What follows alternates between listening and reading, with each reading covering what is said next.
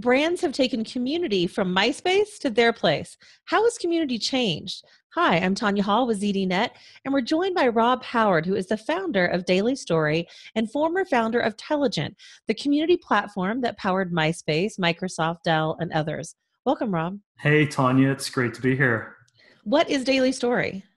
So, Daily Story is a campaign attribution platform used by B2B digital marketers to help them know where they found their best customers. And I can explain more about that in a minute, but at a high level, what it does is it looks at all the different ways that you're interacting with customers across a lot of your digital touch points and can attribute the marketing campaign that those customers participated in back to essentially the right campaign where they're interacting in.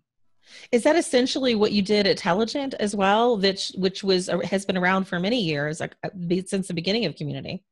Well, my work at Telligent definitely is what led me to starting Daily Story. When I was at Telligent, I had the opportunity to work with hundreds of different marketing organizations, and one of the use cases for community was for digital marketers. And one of the things that I saw them struggle with was what I'd almost call marketing forensics, where community would be part of the analysis and the data they'd be looking at to try and understand customer behavior. And what that really made me think about was there has to be an easier way to do this. It shouldn't take weeks and weeks and weeks to compose all this data together. I wanted to build a platform that enabled marketers and developers to kind of get to that information in a very easy, quick manner. So that's what Daily Story is. And I started that about 9 months ago after leaving Telligent, a company I founded back in 2004. So how has community changed then since 2004, the launch of MySpace, which is essentially the very first real community where people realized that, and businesses realized that they could connect with customers and kind of break down those walls? What has changed from then to today when you see just about every brand has some sort of community? Yeah, it's kind of what we saw in 2004 when we started, when I was actually still at Microsoft at the time, and we started experimenting with these concepts like forums and blogs as a way to interact with developers. And it was then that I was like, hey, I want to leave and go start a company that focuses just on that, because what we saw happening was that community was something that was very tied and connected in the developer space. It's something that developers love to use. But I foresaw an opportunity, and I think that kind of played forward, which was that community would really become a pervasive way in which businesses chose to interact with their customers, whether it's from a customer support angle to helping an organization answer questions online versus having someone pick up the phone and call them, or if it's a digital marketing angle where you're trying to create communities where you can endear customers to your brand and get more opportunities to interact with those customers as part of your brand. And today I think community is just it's such a fundamental part of the way we do business today in today's digital economy, whether you're in a community on Amazon and their review community, or you're going to, let's say, WebMD for a medical issue and participating in their community and asking their experts and community members about problems you may have. What is the biggest challenge for businesses today to wrap their heads around community? What is their biggest challenge? The biggest challenge, Tony, still remains the same with community. It's the willingness to take that first step and the willingness to open up their business a little more than they may feel comfortable with.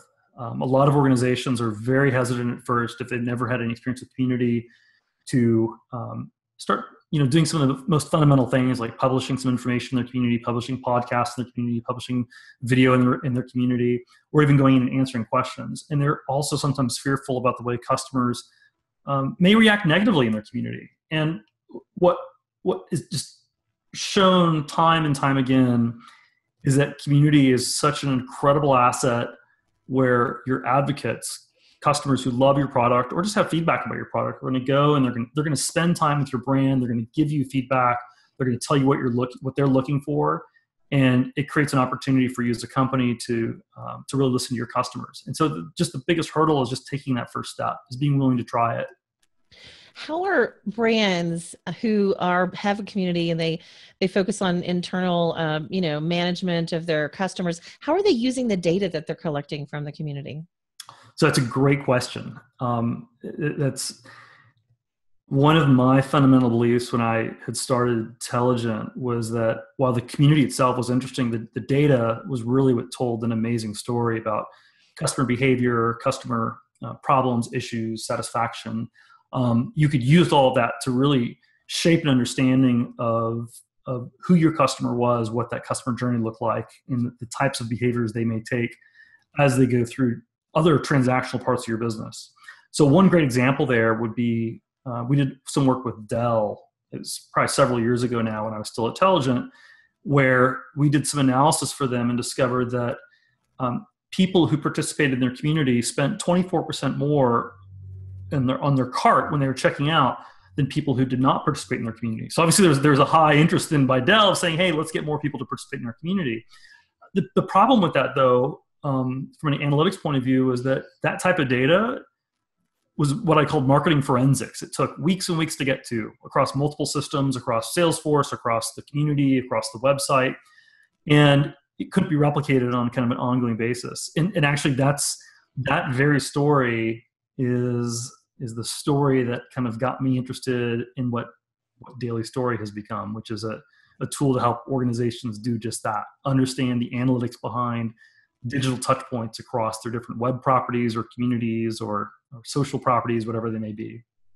How has customer behavior changed since the onset of community with, bigger platforms, social communities to business and brands chat platforms over the last decade?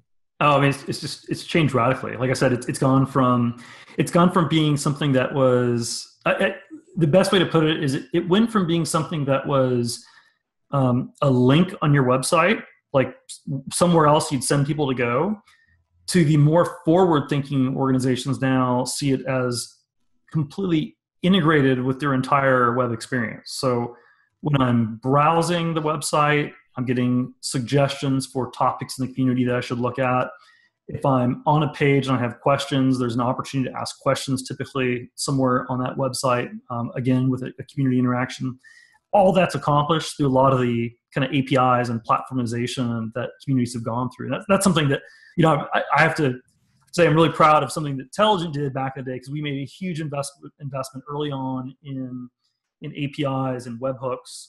We didn't call them webhooks at the time. They became called webhooks. And a lot of other kind of technical things that made it really easy for developers to take that vision of taking community and integrating with their web applications that much easier. And so that's what's really happened over the last 10 years, is you've seen that transformation. So with all the data that brands are collecting, how are they protecting the consumer from exposing their data to a hack? Oh man, that's a great question. That's some of them are doing a very good job at it, whether it's encrypting their data at rest, using standard protocols like HTTPS to make sure they're transmitting information securely, using standards authentication mechanisms like OAuth to do standards-based authentication that is token-based versus password-based. So a lot of those kind of best practices are some of the things that we recommend or that we had previously recommended customers look at. But at the end of the day, a lot of these organizations are also starting to work with a lot of other vendors that are collecting data about behavior, about interactions. And organizations really need to be mindful about the vendors that they're working with and understand the type of data that can be collected or that is being collected from them. Is there anything that consumers can do to better prepare themselves when they use community on whether it's a brand's platform or a more social platform? I always believe that with community, you'll get what you put into it. So if you are willing to take the time to do things like complete your profile and share a little bit more information about yourself and the community, and then go in and start participating, you'll find that it's an incredibly valuable asset. And there's a nice effect, and the name slips my mind right now, but it's similar to what Amazon has, which is that I'm sure you're like me in that you're pretty willing to allow Amazon to look at a lot of your data, a lot of your purchase patterns, and a lot of your sometimes even personal information, because in return, it does a great job at making suggestions and giving you ideas and telling you what you're going to like in the future. And many communities, many other organizations are wanting to do the same thing. So, when you talk to a technical community and you're going in and you have a technical problem at a product or a service, and you're giving a lot of information about how you're using that product or service, in return, you're probably going to get a lot of great answers from the community, but you're also going to end up improving that product or service, which you're going to end up benefiting downstream from as well. Well, I absolutely share a lot of information online, probably too much, but I appreciate your advice. And, if somebody wants to follow you or find out what you're doing, how should they go about doing that, Rob? So you can follow me on Twitter at Rob Howard. And then if someone wants to drop me a note, you can send me an email at rob@dailystory.com or find me on the website, dailystory.com. And you can find me and more of my interviews here on ZDNet or Tech Republic. You can find me on the Twitter at Tanya Hall Radio, or find me on Facebook by searching for The Tanya Hall Show. Thanks again. Until next time.